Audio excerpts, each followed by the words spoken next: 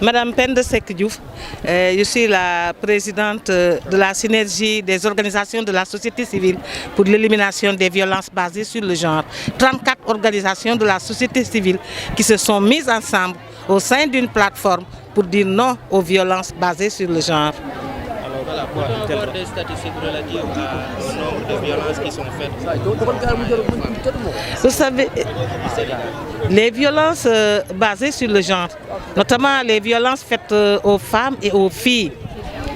constat est fait de leur récurrence et de la cruauté dont ces violences sont de plus en plus commises.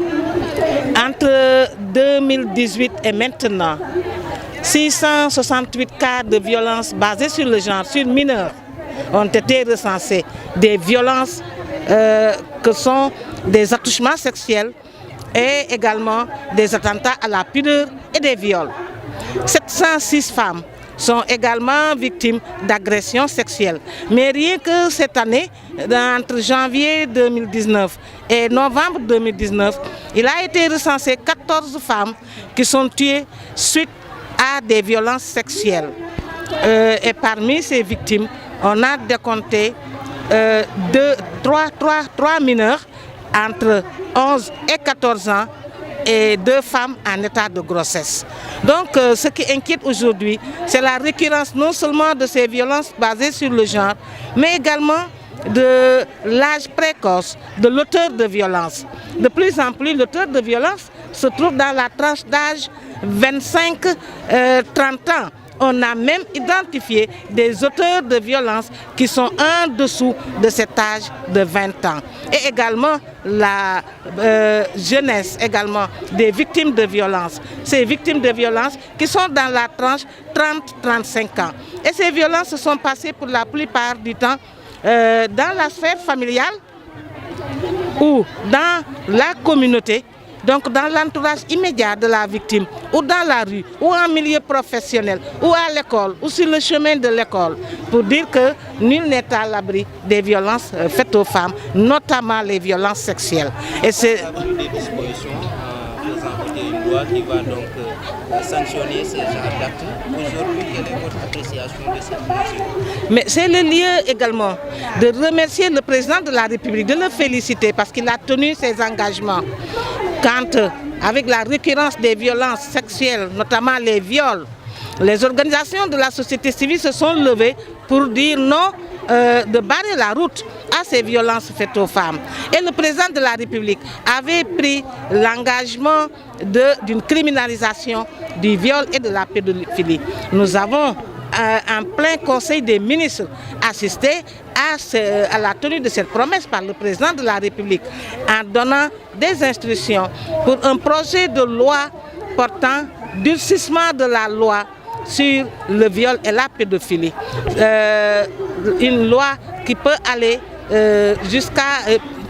une peine qui peut aller jusqu'à la perpétuité. Ce projet de loi qui va être voté à l'Assemblée nationale, pour sûr, est d'une grande avancée. Mais ce que nous demandons particulièrement, c'est que cette loi soit suivie par des mesures d'accompagnement. Qu'il y ait des mesures d'accompagnement permettant l'effectivité de la loi. Qu'il y ait des mesures d'accompagnement. La protection juridique, elle est importante. Mais également la protection sanitaire et la protection psychosociale. Les organisations de la société civile demandent également d'axer les actions sur la prévention et sur la prise en charge des victimes de violences. Et pour cela, il a été demandé, nous avons demandé qu'au moins 5% du budget national soit alloué à la lutte contre les violences basées sur le genre de façon précise pour qu'il y ait effectivement une bonne prévention, mais également une bonne éducation, particulièrement l'éducation dans la société, dans la sphère familiale. La protection de la sphère familiale, cette sphère qualifiée de privée et où se passent les pires formes de violence basées sur le genre. Nous attirons également l'attention sur l'inceste qui est de plus en plus effectué dans les familles. Et l'inceste est généralement fait sur mineurs. Et l'inceste aujourd'hui détruit beaucoup de vies. Dans le code pénal, l'inceste est défini comme une aggravation, en tout cas c'est mis comme une aggravation du viol. On voudrait attirer l'attention davantage sur ce fait qui est en train de détruire la société, particulièrement les jeunes filles. Voilà.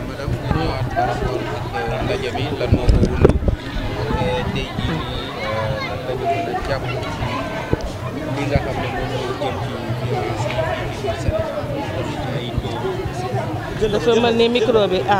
jël na ko balaa waa tey day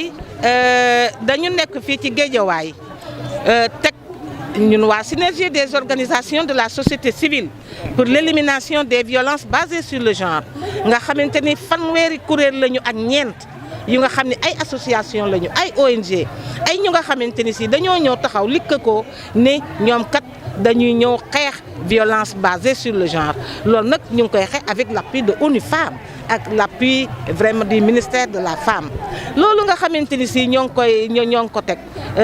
forum bi nga xam ne tey jii ñu ngi ko organiser dañu bëgg déglu bu baax la voix des communautés ñu xam bu baax violence basée sur le genre xam nga non seulement ñu xam ko mais ñu wax naka lañ ko gisee ak yan solution lañ ci war a apporter ndax kat dañu gis ne depuis ñu ciy wax ak nekk ci ba léegi rek violence gën a rek mën ni rek lu tëcc rek taxaw rek ci sunu kanam xam nga at yii rek nga xam ne si 2018 ak léegi ñu ngi recensé juróom-benni téeméer ak juróom-benn fukk ak juróom-ñetti violence yu nga xam ne violence sexuelle la te ñu ko jëmale di ay tuut tànk ak juróom-ñaar téeméer ak juróom-benn yu nga xamante ni kooku ay jigéen ñu nga xam ne dañ leen a agressé sexuellement maanaam làmbatu leen wala ñu jéem leen a am sàkku wala sax ñu sàkku leen mais gis nga at mii rek nga xamante ni si diggante janvier ak 2019 gi ak novembre 2019 gis nañu day ne fii day ci jigéen ñi fukki jigéen ak ñeent ñu rey leen te ñoom ñëpp ñu rey day dañ leen doon sàkku ñii dañ leen a sàkku ñii dañoo ñëw doon leen jéem a sàkku ñu bañ opposé wu ak ñoom ñu rey leen te gis nga ci fukki yooyu ak ñeent am na ca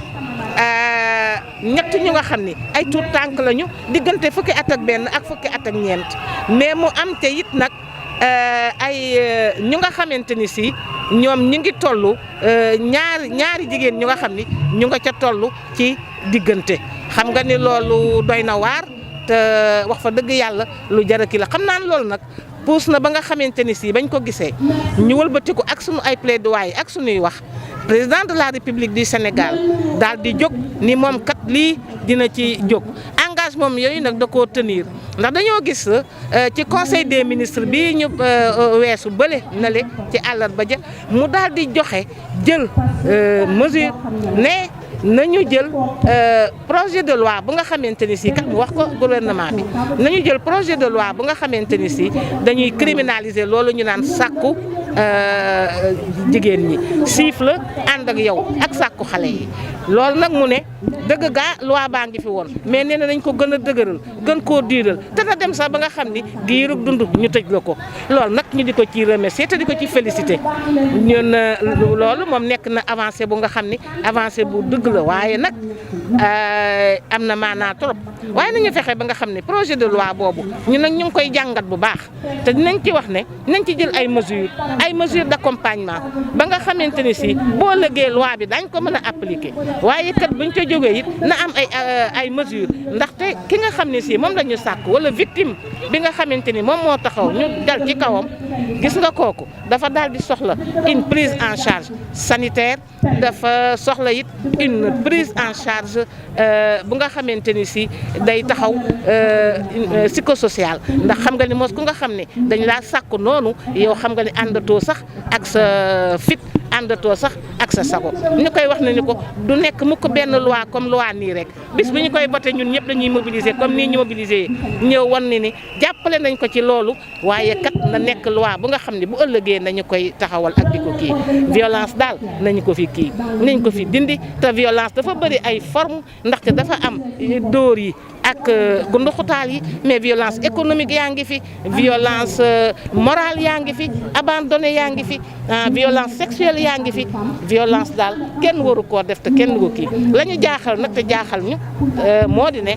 ki nga xam ni ma ngay def violence mu di auteur ba moom kay ay atam dafa gën a tuuti loolu mooy lan diggante ñaar fukki at ak ñaar fukki at ak juróom ak fanweeri at ngay rey ak a violé ak ka nga xam ni aussi victime bi it âge am dafa gën a tuuti nga xamante ni diggante fanweeri at ak juróom ñaar fukki at ak juróom ba fanweeri at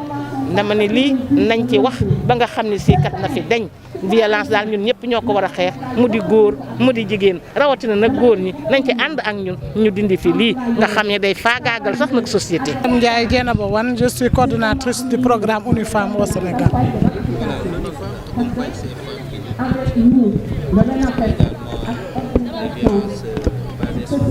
Aujourd'hui, quel est donc le bilan que vous tirez des activités? Oui, le ONU Femmes, c'est l'Agence des Nations Unies pour l'égalité des sexes et l'autonomisation des femmes. Et un des mandats que ONU Femmes a, c'est l'éradication de toute forme de violence à l'égard des femmes et des filles. Et il se trouve qu'au Sénégal, nous avons une initiative très pertinente à travers la CISC, la synergie des organisations de la société civile, qui s'est engagée de manière ferme pour lutter contre les violences faites aux femmes et aux filles. Et donc les statistiques qui ont été démontrées tout à l'heure montrent qu'il y a encore du chemin à faire. Et donc ONU Femmes s'est résolu à accompagner la CISC dans ce combat-là et c'est ce qui a fait l'objet de ce forum dans le cadre de la campagne des 6 jours d'activisme de lutte contre les violences faites aux femmes et aux filles. waaw ONU Femmes mooy mbootaayu xeet bi nga xam ne taxawaayu jigéen ñi moo ko tax a jóg ak xeex lépp loo xam ne mooy nooteel pour jigéen fii ci Sénégal nag dañu am mbégte ci jàppale CISC bi nga xam ne moo taxawal fanweeri organisation ak ñeent nga xam ne ñoom seen taxawaay yëpp dañuy xeex lépp loo xam ne dafa nekk ci noot jigéen ak métital ko donc ci loolu fi ñu toll tey ci campagne la ñu nekk campagne bi nga xam ne Nations Unies moo ko lancé at mu ne 25 novembre ba 10 décembre dañuy taxaw xeex li nga xam ne mooy violence tey jii ñu ñëw ànd ci ak CISC bi fii ci Guédiawaye nga xam ne bokk na ci sensibilisation maanaam waxtaan bu ñuy def ak xeet bi ak itamit nañ lañ leen di ñaaxee ñu jéem a taxaw ci li nga xam ne mooy violence yi nga xam ne dal na jigéen ñi ak xale yi. tamit vraiment Sénégal c'est alarmant liñ fi gis violence ñuy def jigéen ñi. waaw c'est alarmant xam nga violence moom bu nekkee benn sax ci dëkk dañ naan c'est alarmant bëri na waaye am na statistique yu ñuy wax mais itamit Sénégal am na ay jéego yu mu def loolu ñu koy rafetlu bu baax a baax li ci gën mooy c'est alarmant waaye itamit kilifa yi gis nañ ko ñu ci profité di féliciter le président de la République ndax am na taxawaay bu mu def nii nañu dem ñu criminaliser violence ba mu nekk crime loolu loo xam ne la ñun am nañ ci yaakaar nañ ni fii ak diir bu gàtt xëy na lii dina tiital nit ñi ba nga xam ne statistiques yi nga xam ne wax nañ ko dina wàññeeku bu baax a baax a baax. ah waa jéego yi mooy li nga xam ne xam nga président moom mënu lu dul mu ni nañu def loi bi nañ ko voté yeneen jéego yi mooy ñi nga xam ne li ñuy wax mooy liy ànd ak loi bi liy tax ñu appliqué ko beneen bi tamit beneen jéego bi mooy comme li ñu def tey ñu dugg ci xeet yi waxtaan ak ñoom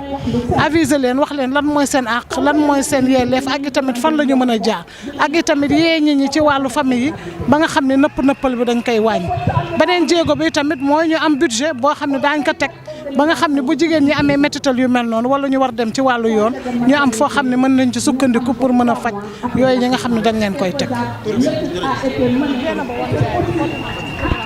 Sénégal.